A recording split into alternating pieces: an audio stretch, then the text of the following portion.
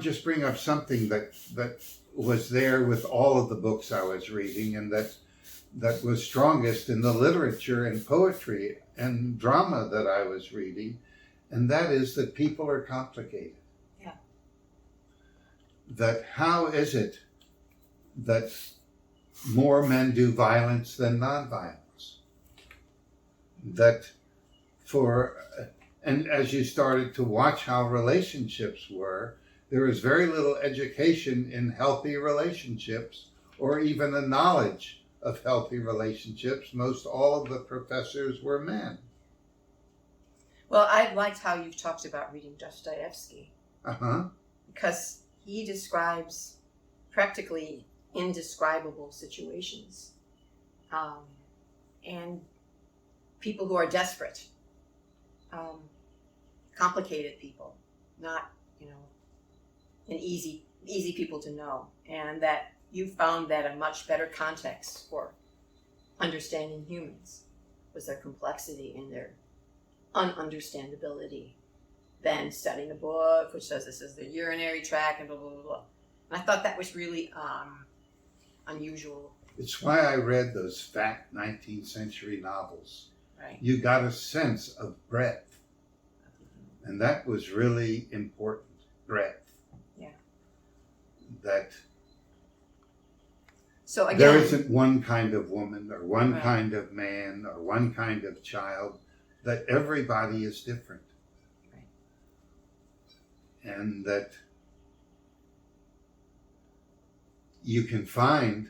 often you can find more about a person's partner than they know. How can you find that? What do you mean? I very quickly started a 3 to 4 hour initial interview. And I would connect the things I was talking about with those fat books I was reading.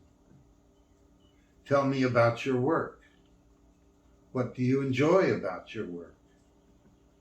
How do you take your work home? How does it interfere with your home life? Does it affect how you are as a man or as a woman? And in the same way, it's interesting, in pediatrics we found out about how to take care of a child, but there was practically nothing on raising a child to be loving, to be happy, to be interested in things. I mean, I think one of the real problems that I quickly saw is that parents let their kids watch a lot of TV. Right. And I was already a person, I grew up without TV, and then I also became a person that didn't particularly like watching it. I saw it as filler.